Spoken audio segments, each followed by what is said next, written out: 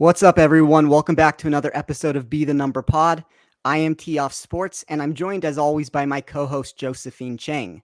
If you aren't doing so already, please give our podcast a follow on Twitter and Instagram at Be the Number Pod, and you can find us weekly on the Golf WRX radio channel on both iTunes and YouTube. Josephine, how are you doing this week? I'm doing well. Having a great Monday, especially after that phenomenal playoff yesterday. Um, I mean, six people in a playoff. It's always fun to watch. Yeah, I mean, it would have been nice to get 7 and set history there with Russell Henley, but it was a very good tournament. Anytime you have a playoff of that size, it makes for good television.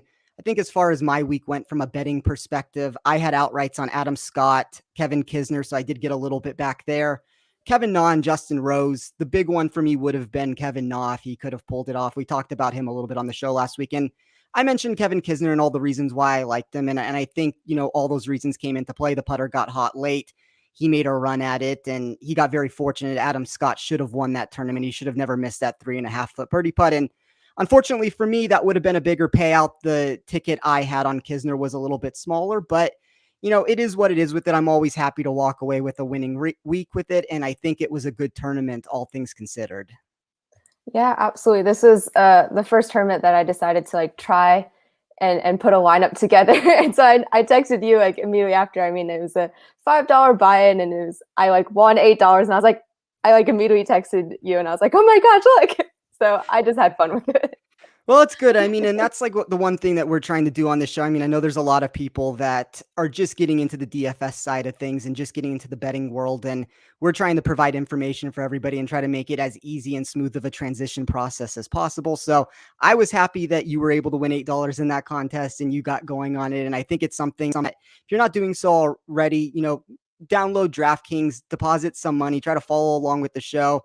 As I always say, you can use my model. You can make a copy of it and try to put your weights in for what you think with it. It's a real easy process to do. I release it every single week on Twitter for free. So be sure to do that if you're not doing it already. But let's move over to the Northern Trust. Liberty National Golf Club, 7,387 yards. It's a par 71 bent grass greens. Top 125 qualifiers are here, minus Louis Oosthuizen. And we will get the top 65 in ties making the cut, and top 70 in points will advance to the BMW Championship. We don't have a ton of course data to look at. Last PGA event was played in 2019 here. We also had the President's Cup in 2017. But when you looked at this lengthy par 71, what did you find from a statistical perspective that you did weigh into your model? Yeah, so I was trying to look at this course and trying to find anything that might make it stand out, like maybe a certain stat, like maybe putting or whatever it would be. But I couldn't really, I felt like this course seemed to favor someone who just has an overall strong game. And so this week I kind of went off of kind of just strokes gained total in general from the last 24 rounds. I looked at strokes gained total bent, and also with wind, just because they're playing off of water, so that's usually going to come into play. And then just looking at it, I noticed that the fairways are a little narrower than other PGA tournaments, but not super crazy. But I always weigh a little bit of driving accuracy in, as well as the fact that these greens seem to be a little on the smaller side as well. And so hitting a fairway, setting yourself up for a good approach shot always helps with smaller greens. The thing I did way more heavy here is just stand save percentage and being a good bunker player, simply because I think a majority of the defense of this course, if it's not water, it's bunkers. So that weighed a little bit in as well. Other than that, I guess proximities this time around, being a longer course, there's a lot more of approaches 200 yards and out, and so I weighed that a little bit as well. But I think overall I'm looking for just a golfer coming into this tournament having played some solid golf and ready to just continue that trend. Yeah, and I think that's all of what you just said is generally what I did also. For me, I threw out any data pre-2013 from this event. Players voiced dissatisfaction after the 2009 iteration of it. It caused the course to undergo significant changes to the greens, fairways, and sand traps. The newer version of Liberty National has 90 bunkers and 13 water hazards, but some of the older pitfalls can still be found. As you mentioned, these fairways are on the relatively, I guess I would say, wide side of things. I know you said narrow side of things. They're kind of in the middle of it though. Like I think the way that I see it is, if you miss the fairway, there's thick fescue, there's nasty, bluegrass rough that's going to come into play on wayward drives. You are going to have to locate it. I do think there's enough room that you can find it, but you can't just go spraying the ball everywhere. Greens are on the tricky and fast side of things. They feature narrow landing zones.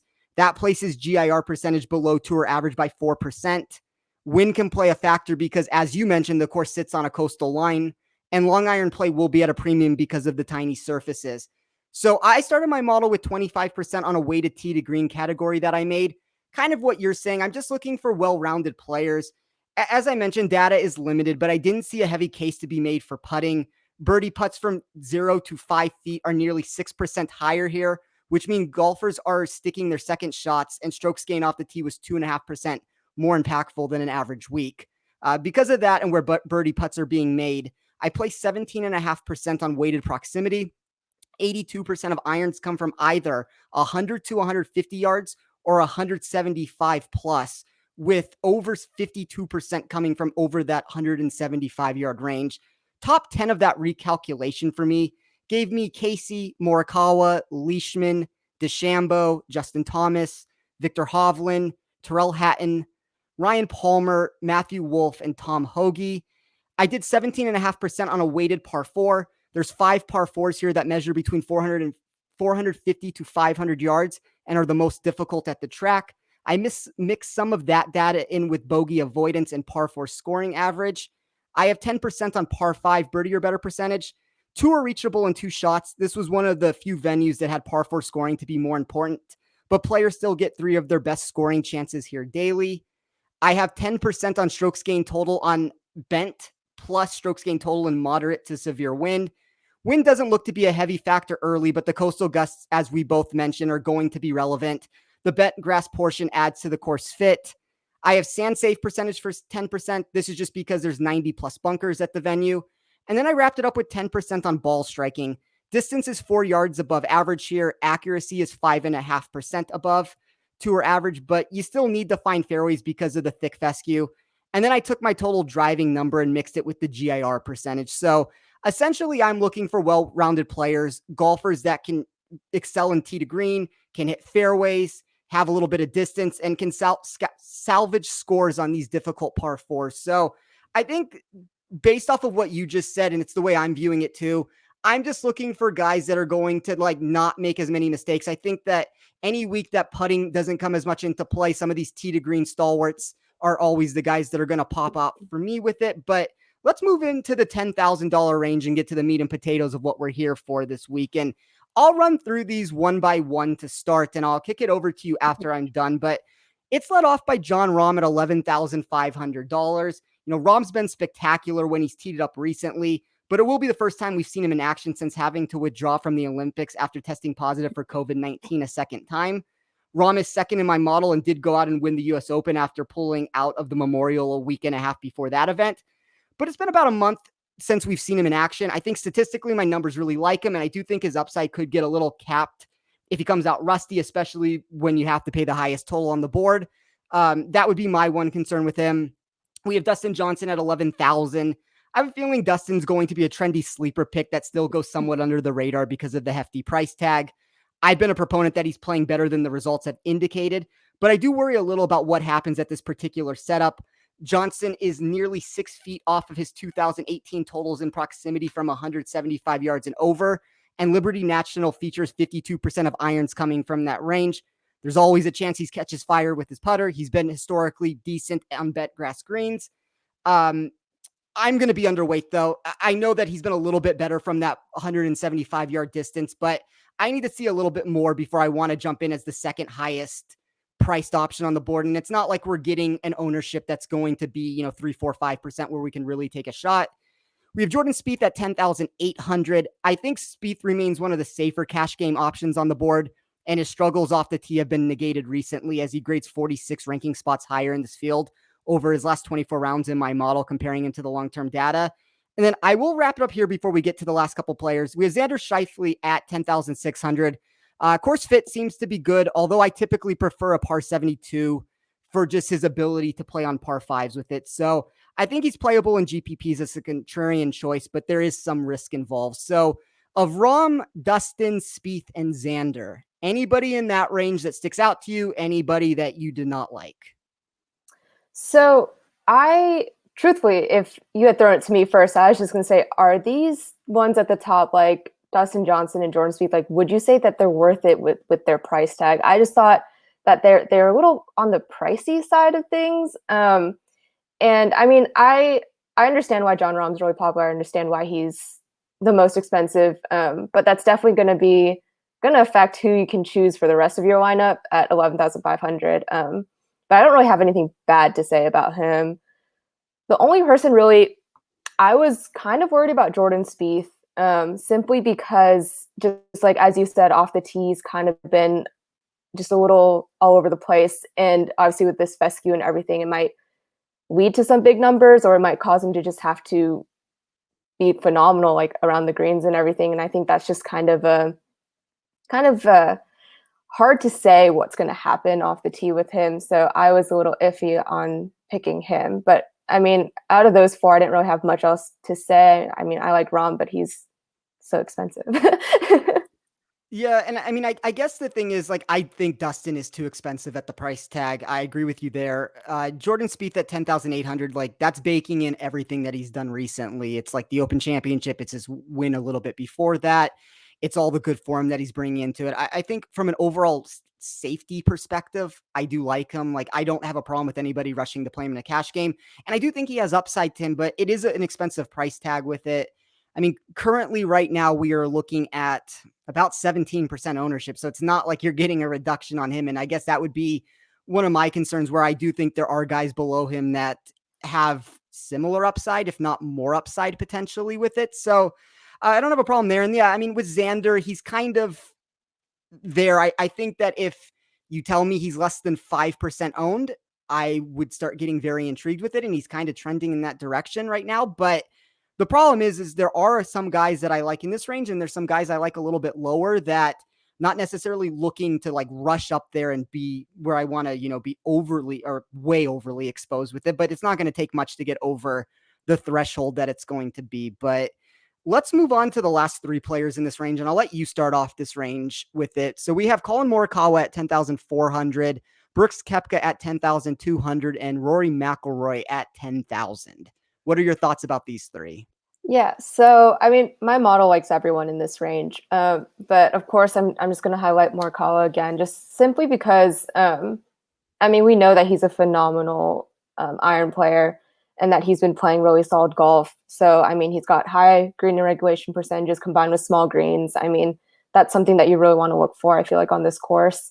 Um, and then I didn't really have anything to say about Brooks Koepka, like negative or positive. I know that he's in a good place. I know that he's doing all right, but I wanted really to focus kind of on Rory. Like I don't know, he's at 10,000. He is at 15% owned already. But I just like where his game is trending in terms of like his ball striking. And if I remember correctly, it's his putting that's really getting him into trouble right now, right? Yes.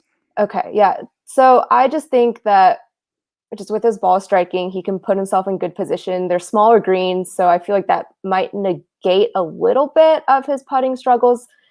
I mean, they are really fast greens here, but I think if he can figure that out and just put it together, I feel like he can be a solid contender here. They're fast screens, but because they are so small, we're not looking at like a substantial three putt percentage with it. I think Mm-hmm. that's something that's worth noting. And if the ball striking remains the way it is, you kind of have to like the course fit for him. So if I look at these three players, I'll start with Morikawa at the top. I think he probably possesses the best ceiling floor combination that we're looking for of this group. It's going to be very popular. That's the one downside of it. But he's first in my model for GPPs and second in safety. So that's a cash game perspective there. He also ranks top 13 in 6 of the 7 stats I used, including being first or second in tee to green, strokes gained total on bent or wind, weighted par 4, ball striking, and weighted proximity. So I just think he's a really good play. I think he's a good course fit. And I think anytime you look at a tee to green metric with it, he's always one of the better players in the world. Like if you remove putting from the equation, he's substantially above everybody else with the way he's been playing recently. So I like Morikawa. Brooks Koepka at 10,200. this is probably my preferred tournament play in mass entry contests. I'd rather go to him than Dustin. I didn't really have any red flags when I was looking at him. He should be around or under 10% owned, and he grades as one of the better contrarian values I can find. This is one of the reasons why I run my data with longer term sample size than most people do. The recent form doesn't look that good on paper, or at least not what you would think. But if you really break it down, he's gained tee to green in 9 of his last 10, off the tee in his last 12, with his irons in 7 of 10, and around the green in 9 of 13. The WGC performance that he put together was so bad that it's making everything look worse on it. So I think Koepka, and we always, Koepka's a big game hunter. He wins the majors. He does all everything in the big tournament. Well, there's $15 million on the line if he can win the FedEx Cup playoffs. So I think we're going to get the best version of Koepka here. I think that he's the guy that I will be going to be a little bit contrarian in these mass entry tournaments. And then the same can generally be said for Rory at 10,000. As you mentioned, the ball striking's been phenomenal for a few months now. And it's really just the putter that needs to pick up.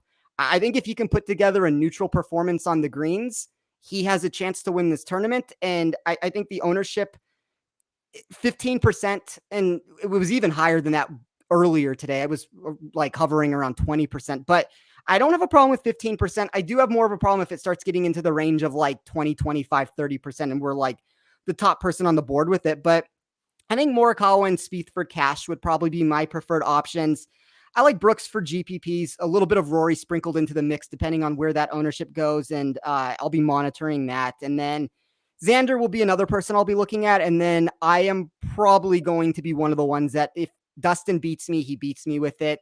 Even if he does what he's capable of doing and he gives you a top 10 finish here, he's still the second highest price guy. I think we can get some of that, leverage in different spots than necessarily going straight up to the top and spending $11,000 with him. But let's move forward into the $9,000 range. And I want to talk about the three guys up top here of Justin Thomas, 9,800, Bryson DeChambeau, 9,600, and Victor Hovland, 9,500. So I will let you start this range with any leans or thoughts that you have with this group.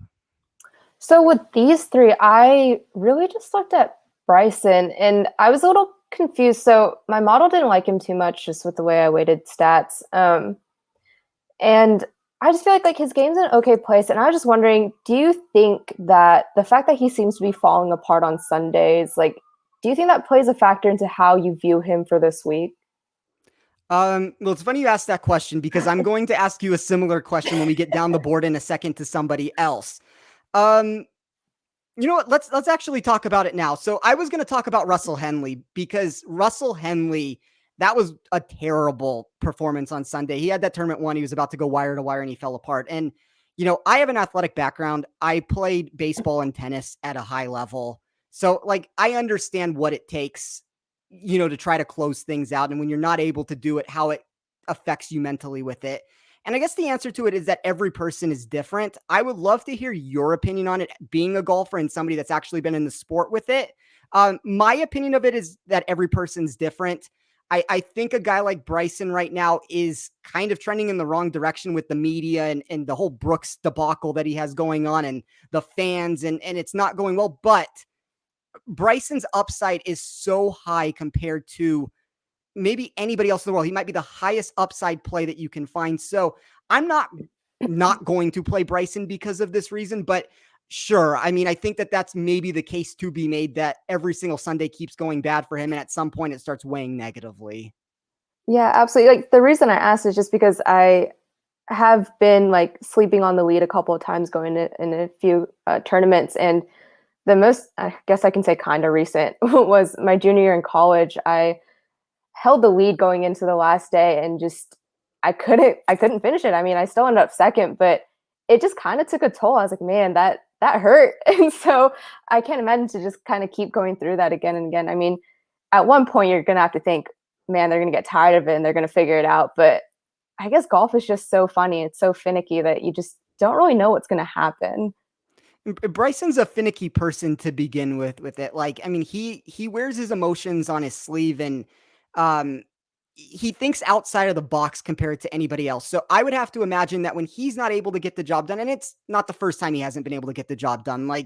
we've seen it before. Like, I mean, there's the epic meltdown that he has in Europe to where, I mean, he is like breaking clubs and yelling and screaming and going nuts in that tournament. And then he had the whole debacle about not shaking hands after winning the tournament. And I just think Bryson's a guy that expects a lot out of himself. And when he doesn't get it, he's going to go into the lab and try to focus and, do what needs to get done to fix whatever he thinks the problem is. So I guess for somebody like him, I'd be less concerned than I would be for, I mean, I don't want to start like picking on people right now, but like, like a Xander or like a Finau or somebody who's like for a while. I mean, Xander just won the gold medal and maybe that changes it for him, but guys that like have a history of not getting the job done, like Bryson gets the job done. It's just been a very recent spell that he's had. So I think at some point he puts it together and he wins the tournament. And that's kind of what I like about him at 9,600, 10% ownership. The upside's through the roof. And yeah, I mean, there's some things I don't like. The around the green game hasn't been great recently. I think when you need to find fairways, there could be a problem with Bryson if he starts spraying it. But I kind of just trust Bryson in these spots. And as far as the other two go, like Thomas has a similar problem off the tee. Hovland has kind of been trending in the wrong direction as late. And that doesn't even include the around the green issues he has. But if you were to force me to rank these three, I'd probably be pretty equal on Hovland and DeChambeau. I really like both of them this week. Like, I know that we don't do a ton of like sports betting in this, and it's been primarily a DFS show so far, but I probably will have an outright ticket on both Hovland and DeChambeau. I know that Justin Thomas right now is a very popular choice in the industry. He's fourth in my model when I run it from an upside perspective. I don't really blame anybody from going there. I just think that the ownership for DFS is going to run more wild as the week progresses. I think that's a reason to pivot potentially to the other two.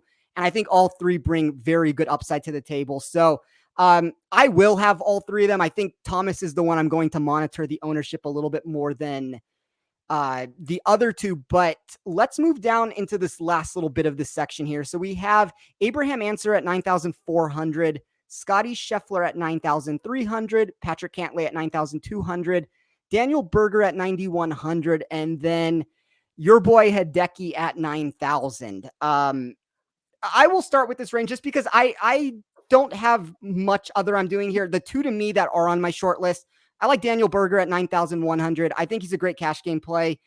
Third in my model, I think you can make a similar argument about Scheffler being a fine cash game play. And then the reason why I like Patrick Cantlay at 9,200, I think he's a really good GPP target because of his success on bent grass greens.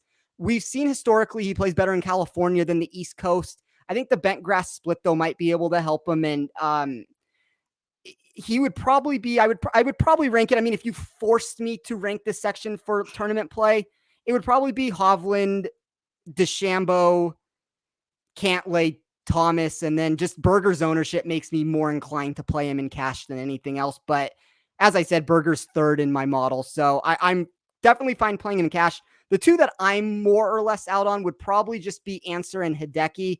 The reason for that would be Hideki. This is technically a better course fit, I think, than Wyndham was. And I think that's something that I overlooked last week. Those were greens that were going to make it hard to putt. And yes, these are fast greens also, but it's not so heavily weighted into the putting stats. So I do think based off of that, he makes more sense. I just think 9,000 is a really expensive price tag for a guy that doesn't necessarily pay it off that frequently. And then Answer, we're looking at the WGC win from him. I think that he's popular because of that. I think that now he's reached a price tag where when he was in the low 8,000s, the $7,000 range, sure. I mean, he was a great play.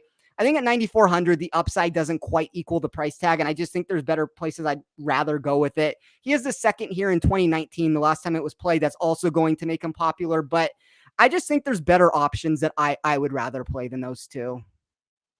Yeah, absolutely. I definitely also like Cantlay here. And my biggest thing, honestly, was just like all the players so far at the top of this leaderboard. I mean, they're great iron players. And so what stood out for me with Cantlay is that his scrambling percentage and then his sand save percentages are so high. And I think that's just such a crucial skill to have here on this course when it's one of its biggest defenses is bunkers. So that's why I really liked him. I looked at Berger and like I couldn't find anything I didn't like about him except for that super high ownership value already. So that's kind of something I was like looking at, keeping an eye on, but I did really like him as well. And I mean, I'm still gonna I still like Hideki. I know he's not popular and his putter gives him trouble, but like we're back on bent grass, there's smaller greens, and like he's a good iron player. He hits great approaches, and just if that putter can get hot, I think on smaller greens and greens like these, he'll feel more comfortable and be able to make some putts. But I can see why you're hesitant. I still like him. I'll probably always like him. Well, like based off of what you said, I do think this is more of like the prototypical Hideki design that you would expect. It's not going to be such a birdie fest. There's small greens. He's going to be able to use his irons to find success. And I think that's what you look for. I think anytime that it doesn't need to be where he needs to make 40 putts, in a week to try to win a tournament, that it's always going to be a better play with it. But I just worry about the price tag more so than anything. I just think that that's a hefty price tag to have to go up to. That I guess would be my biggest thing. And then with Berger, if I am trying to play devil's advocate to what both of us just said and try to find something negative, I've always noticed he's better on these really short par 70 tracks than he is like a lengthy par 71 or a par 72 even. But a lengthy par 71 has never historically been the best venue for him. My model really likes him. I couldn't really find anything statistically that I didn't like. I just know historically where I found problems with him. And a lot of times the upside doesn't quite equal what you expect it to. And same thing kind of with Answer. It's one thing when it's an $8,000, $7,000 price tag. It's another when you're in the $9,000 range and you need a little bit more upside. My model does like him. It does have him as a projected value. I just think that there are a few more concerns than I think people realize with him being 20% owned with it. And I'm fine playing him for cash. Like they're not so concerning, but if he goes out and he comes in 27th place, you're not going to be overly ecstatic about, paying a $9,000 price tag for a guy that kind of like, maneuvers into a, barely top 30 type finish. But let's move over into the $8,000 range then. And it's led by Webb Simpson at $8,900. I mean, Webb is no longer going to have to or get to play the Wyndham Championship this week, unfortunately. So you take that away, but I really liked Webb. I think his game's trending in the right direction. He's had 3 top 19s in a row. Ownership looks rather condensed. And as I said, he went nuclear with the irons at Sedgefield, a property that he's a top 10, pretty much as pencil him in at this point at that tournament. But it was good to see his game turn around, at least leading into this event. We have Harris English at 8,800. Paul Casey at 8,700, Patrick Reed at 8,600, and Cameron Smith at 8,500. We'll wrap up in that section before going down to the bottom. Anybody you like here? Yeah, so my model really liked Webb Simpson, Harris English, and Paul Casey. And just if you look at where their games are trending, I mean, it makes sense. And I guess with those three, it was kind of like, it was super hard to just distinguish between the three of them. I really liked how Paul Casey's got phenomenal proximity ranges from like 175, 200 yards out. It's critical on this course. But I just feel like with ownership percentage, it's looking pretty high. And so I just think like if I were to choose between the three, I'd probably still go with Webb Simpson just because like his game is trending in a decent position and his ownership isn't as high as the other two. And there wasn't really something that could like make one stand out from the other, at least for me. Yeah, and I would probably agree with you. I would rank them Webb, Casey, and English. Like I'm probably not as high on English as you are. 11th in my model for safety. That's great. 17th overall, which is I guess a break-even value. He's 17, so there's not really a massive difference. But 15% ownership did put him as a negative value there with it. I just really like Webb's ownership. I think that so many people are willing to write last week off as being, I don't want to say a fluke, but just like a course fluke where it's like, all right, it's Sedgefield. He's going to be good there and put him someplace else and let's see what happens. Like, I'm not so quick to do that. My model always likes Webb in these contests that are kind of more geared towards this. And sure, he loses a little bit of his strength with the putter. I mean, I guess that would be my only concern with him.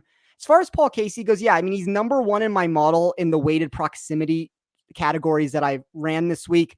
He's 19th in ball striking. He's 10th in total driving. 24th in par 5 birdie or better percentage. One of the biggest things that I had a problem with was it's just he wasn't the greatest par 4 score, 58th in par 4 average, 38th in the weighted par 4 category I did. Yeah, I mean the ownership percentage of 20% for a guy that doesn't necessarily win golf tournaments at $8,700 isn't great, but I mean there was a time we could have said the same exact thing about Webb. Like up until a year ago, Webb didn't win golf tournaments, and he kind of seems to be regressing back into old Webb, who's not winning golf tournaments when push comes to shove with it. So, this is a very hit and miss section for me. Like, there's guys I like marginally, and I think there's a lot of guys that I don't really have a whole lot of interest in playing. Like, um, Patrick Reed is the defending champion. If you're looking at this course from 2019, I think the recent form is better than people really think. A fifth at Memorial, 19th at the US Open, 25th at the Travelers, 32nd at Rocket Mortgage. Did miss the cut at the Open, 34th at the 3M, 31st at the WGC. That's fine. And I think like statistically, guys like Patrick Reed and Cameron Smith are never going to grade, at least statistically, the way that you want them to. There's always going to be pitfalls with them, but they're great short games. I think Cameron Smith and Reed, I mean, they're going, if they miss greens in regulation, they're going to be able to try to salvage par with it. Adam Scott, if we do drop a little bit lower at 8,400, he's had good course history here, the times he's played it, but I mean, he's going to be one of the more popular guys in this section, and I don't love that. And it's kind of the same thing. How does he handle what he just did on Sunday? Like, I don't love that factor of it. We move lower into Corey Connors at 8,300. Connors is always a tough one for me to ignore because of his impeccable ball striking. Short game and putting worry me a little, but I do think he makes the cut. And at an under 7% ownership, he becomes a mass entry selection that I will be diving a little deeper on as the week goes on. And Tony Finau at 8,200 is kind of somebody I like this week. I think we've reached the point with Finau where the price tag is worth the lack of win equity that he possesses. I know the recent metrics aren't ideal, but three top 35s is too much for me to ignore at a number and ownership percentage that are both substantially below the norm. And if we wrap it up, we have Joaquin Niemann at 8,100. I don't have a problem with him in GPPs, and Sam Burns at 8,000. I would love to get your opinion on. I don't have much of a take on him, but do you have one? My model really liked him, so statistically he looks solid. But I couldn't find super positives and super negatives about him other than he's $8,000 and his ownership seems to be relatively low-ish. But someone that I actually really like that you brought up was Tony Finau. So like my model didn't really like him, but I kind of went back and just looking, kind of thinking about just the history of him as a player, and I don't know what it is. Maybe it's just a gut feeling, but I like feel like he's pretty safe here, and also I at do his too. price tag. So I can't really say statistically why I feel good about him, but I do, and it's odd. I feel the same way about him. He's 16th for me overall. I mean, the recent stuff is obviously not going to be as good, but when we look at what he is as a player, he's historically been one of the better around the green players in the game of golf. He's eighth for me over a 2-year sample size. He's 10th over his last 24 rounds. He's 16th in that strokes gained total on bent plus wind over his last 50. He's 31st on the weighted par fours. Sand safe percentage, I mean, it's not a massive red flag. He's 55th. I think that's something you can deal with. And then weighted proximity, he's just outside the top 25 with it. So for what he is as a player, like we know Finau at his best competes to win golf tournaments. He might not win the golf tournament, but he is putting himself in a position. And I just think when you have a guy who's $8,200, he's under 8% ownership. That's what I'm kind of trying to find when I'm looking for these mass entry contests. And I think his upside, it's no longer the version of him that's a $10,000 golfer, a $9,000 golfer. And it's like kind of what I'm trying to say with Answer. Like if you price flip these two, I would be more intrigued than I would have been on Answer, and I'd be less intrigued on Finau. But I just think that the recent form has made Finau in a range that is almost too difficult to ignore. And then as far as Burns goes, like he was just $6,900 at the WGC. We liked him in that tournament. He came in second place. He probably should have extended the playoff there, obviously. But $8,000 is just such a different price tag than what we were looking at before with it. So that would be my biggest deterrent of why I don't really want to play him. I mean, I'm kind of fine with Cameron Smith if we're just naming people. 6% ownership, I would be okay taking a shot on him. If the Patrick Reed number stays where it is, I don't mind giving him a deeper dive, but probably out on Burns, probably out on Scott. And then, yeah, I mean, the Simpson, Casey, Finau type range is kind of where I would like to be more exposed in the other section. But if we're moving down to the $7,000 range, we are led off by Matthew Fitzpatrick at $7,900. And let's run it down to the $7,500 range. And I will say this, there's not a whole bunch I like in this section. This wasn't a group that jumped out to me necessarily. Tyrrell Hatton at 7,800 was one of the players I did really like. He's 11th in weighted tee to green for me, 4th in strokes gained around the green over his last 24 rounds, 7th in weighted proximity, including ranking 3rd from 200 plus yards. One of the reasons why I really like Hatton is I think once you get down into this range, there's a lack of win equity, at least compared to what we've just talked about. And I think Hatton has the skill set that if he went out and won this tournament, nobody would be surprised. I think he makes an intriguing outright bet also. But I think as a GPP play, like, yes, he's going to be popular, but I think it's understandable as to why. Like, his upside's just a little bit better with the metrics that he brings to the table. I would love to get your opinion on Ian Poulter if you have a thought one way or another. $7,700. Form has been brilliant. My model did not like him statistically. What did your model have him at? My model actually has him in the top 20. Wow. And yeah, surprising. But I mean, looking at it, it kind of makes sense just the way that I weighted it. I mean, I looked at strokes gained in the last 24 rounds, and he's been doing well recently. But another reason why he kind of jumped out, why I'm thinking about him, is just that low ownership percentage. And I also know, like, one of my old teammates, like, she loved Ian Poulter. Like, it was one of her favorite players. So we watched him a lot. And I don't know, it's just like that memory of like watching him with her and her getting super excited when he does well. Makes me like biased towards him, I guess, in this section. But actually, someone I wanted to ask you about, and I'm wondering, is Sungjae Im. So he played, what was he, like, tied 24th last week? Something like that. Yes, Sheriff 24th. Yeah. And do you think that, like, this price tag is okay for him, or what do you think is going on here? Because he's only 5% owned. I feel like he's got good form and he's trending in a good direction. I don't think we've done a show yet where I have not recommended Sungjae Im, and I don't know if I've done a show of any kind over the last like 2 months where I haven't recommended Sungjae. Yeah, I mean, the 5% ownership is obviously something that I love to see. He just hasn't been very, not being very good is a relative term here. Like 24th last week, the 46th at the WGC, 47th at the John Deere, 8th at the Rocket Mortgage, and then 235th place finishes at the US Open in the Palmetto. Wouldn't call that horrible. He's making cuts, but there has been a lack of upside. I guess the one thing I will say is that lack of upside is acceptable at a $7,800 price tag. If you get the version of him that is what he's capable of doing, I think that makes a lot of sense here.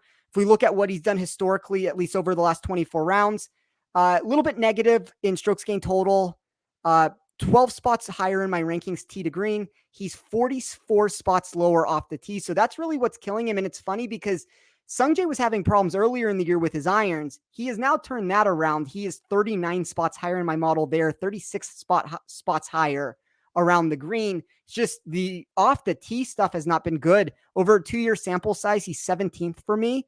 Over his last 24 rounds, he's 61st. I mean, I guess the one argument I will make to that is he is 5th in total driving. He's 8th in driving accuracy.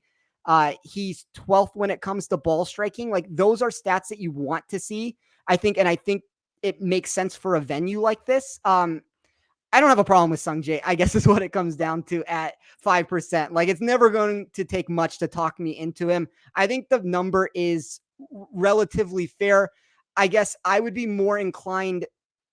Well, I don't know. I mean, I guess I'm fine playing him across the board in anything, but I kind of would rather play him as a GPP play just because I want to try to leverage that 5% ownership. Gotcha. Okay. Yeah. Because I mean, the one note I wrote in here was, I feel like for 7,800, he's a solid pick. That's really all I wrote. And I was going to talk about just momentum and good form coming in. But I guess also in this range, I mean, we mentioned Russell Henley just at the beginning when I asked you earlier just about, he kind of struggled on Sunday and it was rough. But I mean, I said, like, his form's good. You're going to like him for this course just because the short game is amazing. And he can probably gain some shots around the greens and the bunkers this week. So I mean, I still like him. I don't see anything bad about him. And then I guess if we're staying 7,500 and up, obviously Kevin Na is still there.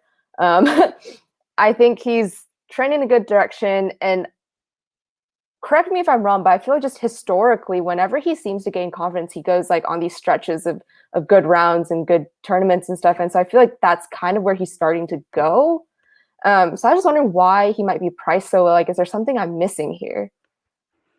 I mean, I agree with you. I think that when he puts himself into contention, he wins golf tournaments and he keeps the momentum going for a time period. I guess the one thing that I did not like with him this week is he's 113th in strokes gained off the tee over a 2-year sample size. He's 104th over his last 24 rounds.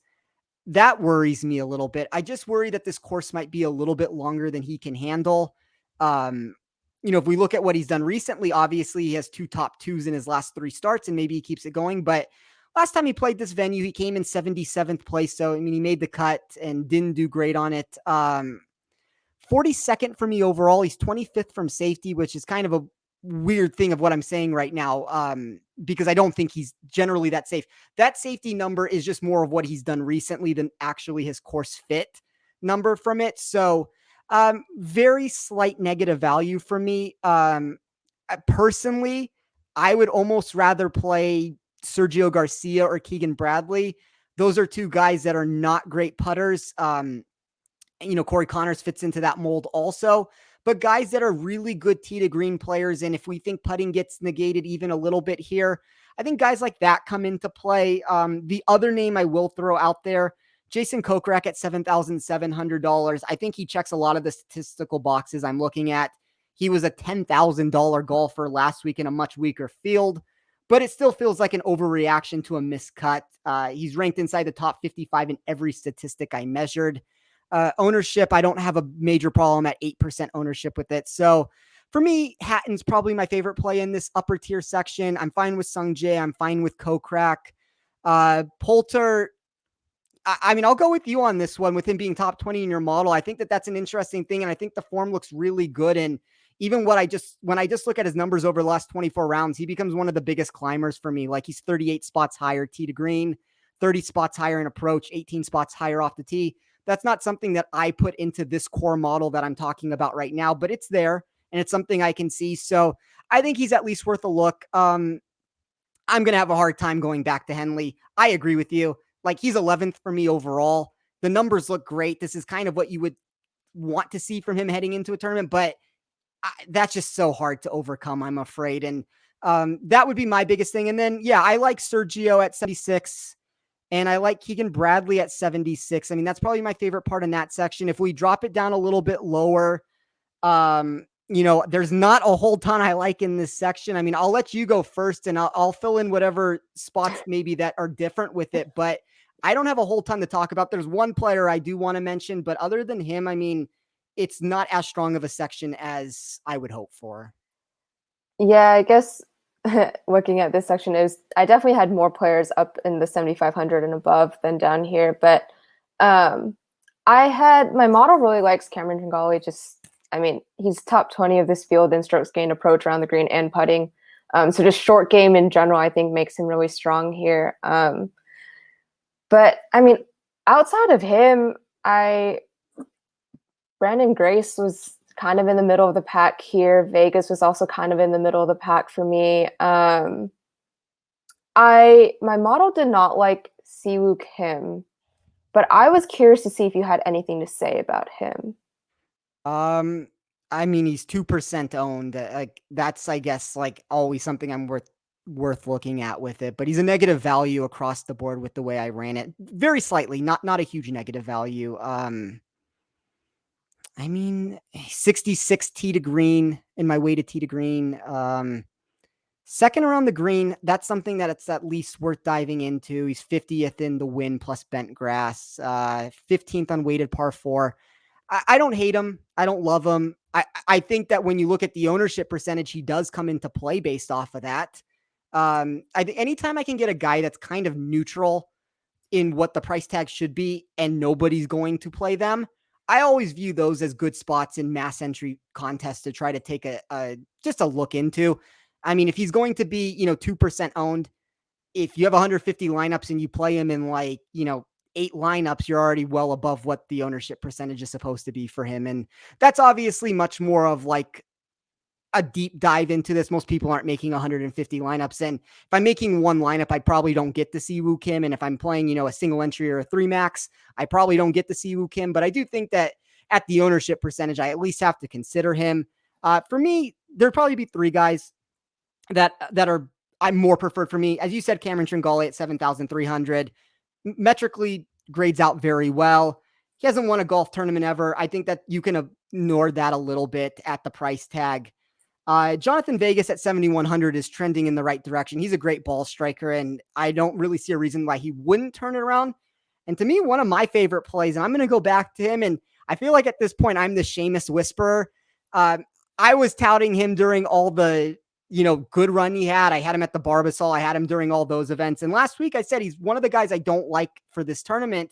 Came in 60th place. And I just think we're getting a reduction in ownership and price. It feels like a good spot to jump back into the fray on him. So Seamus isn't somebody that is so over the top. Like he's 32nd from a statistical perspective.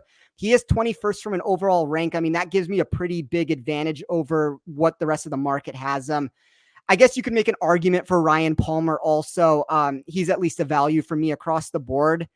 But that's probably it. I mean, I guess the one guy I would like to ask you, where do you have him at, would be Mark Leishman at 7,200. 7,200 Mark Leishman. My model does not like him at all. Yeah, like, so at all. I have him 86th overall, which is terrible. The one saving grace that he has for him is he is third in my weighted proximity category that I ran. So if you're looking for something that is maybe, a little bit different, trying to find value in some way, maybe you can make an argument there at 1% ownership. But yeah, I mean, like I'm kind of grasping at straws here to try to get an advantage with it. But yeah, I mean, my model puts Leishman at 96th. So, I mean, I kind of briefly looked at it, and again, like I looked at it simply because of those proximity numbers. And I was like, oh, that looks really good. And then he's got great sand save percentages, but you're thinking about it, it's like, oh, he has really good sand save percentages. Maybe he's hitting in the sandal. I don't know. So that kind of just like, that's something that's always in the back of my mind, but my model didn't like him too much. But honestly, the only other person I was going to bring up was also Seamus, just because like statistically he's really good, and obviously just like put him on the Barbasol, and then also like just knowing champions, like having played that course so often, and kind of looking at Liberty National, it doesn't go like hand in hand, but I know that it kind of fits that course structure almost. So I kind of liked it there. I was just like, maybe. Or maybe you're just starting to influence me on this Seamus powered train. I don't know. But I know I liked him last week, and I was like, eh. If you talk to me enough, anybody who talks to me enough, like obviously I host the Better Golf Pod with Stick Picks, and we run through everything from a betting perspective with it. But I feel like for a very long period of time there, I turned him into a Jason Day person, and he's off of that now. And even I'm a little bit off of that. And I'm proud of myself, which unfortunately I didn't even get through the show without mentioning him because I just brought him up right now. But I've been a little bit off of that. But Seamus has been my new guy. I feel like I was in front of him before most people were, and that's not a reason to stay on the boat. But I just think that it's a really good spot to jump back in.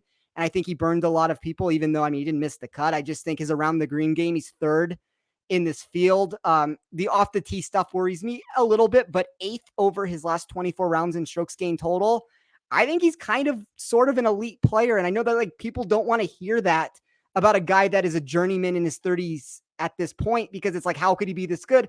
I kind of think Seamus has always been a good player, and it's just coming together now for him. So I will take the discount I'm getting at 7,000. Like last week, he was an 8,000 something dollar golfer. Yes, much weaker field than we have this week, but I will be jumping back into the fray on Seamus. But let's wrap this up in the $6,000 range. We talked a little bit off the air. I know you don't have a ton of people here, but any names that did stick out to you? So I just people that my model kind of like. So I have Brian Stewart at 6,500, Hank Lebiota at 6,300, and I had him in my lineup last week, and yeah, I've seen this the cut, so I'm kind of like biased towards him now. I'm like, oh man. But other than those two, really, I could not really go through this section. I was just at a loss. So let's start with Lebiota because I think he's a good place to start this. So along the Seamus thing, so in my Rotoballer article that I wrote up, Lebiota and Seamus were my two biggest fades of the week, and Lebiota missed the cut, and I think that burned a lot of people. This is a spot where you're kind of going to be able to jump back in at a price tag that if he would have been good last week, and I don't even mean like almost win the tournament good. I just mean like good to where he made the cut, he came in the top 40, he was kind of around. I think he would have been a mid $7,000 golfer. And the missed cut now everybody wants to jump off the ship and be like, "Oh, well, it doesn't make sense anymore." I think at 6,300, he is I mean, from DraftKings perspective, he is the second biggest advantage I have on the board. My model kind of has him as a guy who should be a $7,000 golfer. So I am going to jump back in on him. I think he's one of the better plays on the board. I like Carlos Ortiz at 6,900. Irons have gained in 5 straight events. His usual steady around the green game has been faltering recently, but I'm willing to bet on him turning it around at the price tag. There's Maverick McNeely at 6,900. He's gained tee to green in his last 5 starts. Nothing worse than a 30th in that time frame. Roger Sloan at 6,800. Sloan has been positive tee to green in 9 of his last 10. 3 straight top 16s for him, including a playoff loss last week. I think he can keep it going.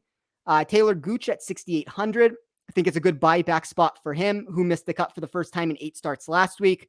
He's a steady player across the board and one that should do well at a venue that requires a well-rounded game. I wrote down Aaron Wise at 6,600. 10 made cuts in his last 12. Putter's been all over the map, and it's always all over the map. I mean, he's one of the worst putters on tour, but I just think the ball striking makes him worth a second look when I'm not overly concerned about putting as a whole. I do worry a little bit that he burns lineups and kind of just continues, whatever he's been doing recently. Because even the cuts he's made have not turned out well. Like, I mean, he's a lot of 60th place finishes to go with it. So he just may be on the wrong side of things. So I would play that one cautiously. But Ches Reavie at 6,400. I don't know what happened at the Wyndham, but I think it's another similar buyback spot as the one with Gooch. Before last week, he had gained with his irons in 6 straight. And despite his lack of length, he's always been a respectable off the tee player because of his accuracy. And then I wrapped it up with Luke List at 6,400, 12 of 13 positive events for List tee to green. In his last 13 trackable starts, he's 13th in this field off the tee and 6th in driving distance. And Doug Gim at 6,200, which I can't seem to shake Doug Gim playing him. 6,200, he was the biggest model differential that I had. I had him as a guy who should be a $7,000 golfer. His irons are brilliant. The putter's always a problem, but if he's sticking irons close, I think we can get a made cut out of him. I think we can get a top 40 performance. And really, I mean, at 6,200, that's kind of what I am trying to find. That is probably as low as I would go. I mean, lower than 6,200, it gets brutal real fast. Like,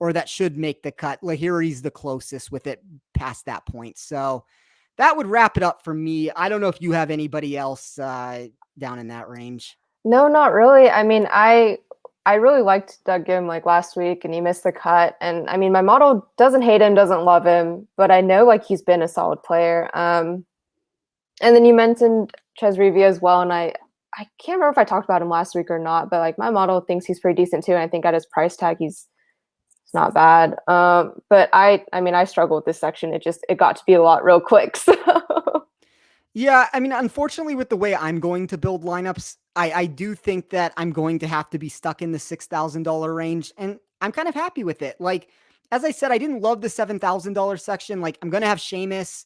I'm going to fit in Jonathan Vegas, I'm sure, but I'll have Hatton in GPPs. But other than that, I mean, it's just going to be mixing and matching things. And when I need to save salary, like I'm okay going down in the $6,000 range and playing an Ortiz, a McNeely, a Gooch, a Reeve, a List, a Lebiota. Gim is more volatile. I think Gim has the potential to miss another cut. Like Gim and Wise are probably the two that if you're going to get a miscut, and you might get, the problem is we're in the $6,000 range. These guys are all very volatile. You might get a miscut out of half of them. But I do think that the two most likely ones to burn lineups would probably be Wise and Gim. I just think that what they possess from a ball striking perspective does give them a chance to also give you a top 10, 15, 20 performance if they turn everything and, put all the pieces together, which unfortunately, when you get down in this range, that's kind of, you're trying to find one or two things you like, and you're hoping that they put it together, and whatever it is that holds them back, they, are able to do somewhat that week. But um, I think that'll be it for this tournament. We will obviously be back next week for the BMW Championship. That'll be right before the Tour Championship. And we're going to keep things rolling on into the new season. I know a lot of shows stop, but this show's just starting. We're going to be active with everything. So, thank you for everybody who has tuned in to this show early on into the episodes that we've done. We appreciate the support from everybody. And Josephine, let everybody know where they can find you. Yeah, absolutely. So you can find me on Instagram and Twitter at jchang1020. And obviously you can find the both of us at Be the Number Pod on Instagram and Twitter as well. And I just wanted to reiterate, thank you to everyone that's tuned in so far to our show. I know it's pretty new, and I'm still trying to figure everything out. But I just think if you're also trying to figure it out, it's a great show to kind of join me on my journey. Spencer obviously has been doing this for a while, but I'm starting to get into it, and I'm sure I'll keep asking Spencer some questions that might help you all out as well and get you guys into it. So hope you guys keep tuning in.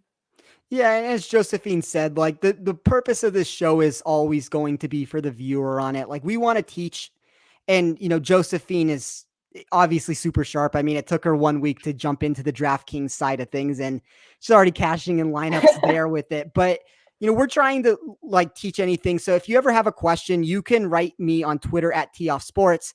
You can write us on the Be the Number Pod, as Josephine said. I'm always willing to answer questions. Doesn't matter what the question is. I mean, give it to me, whether it's betting, DraftKings related, FanDuel related.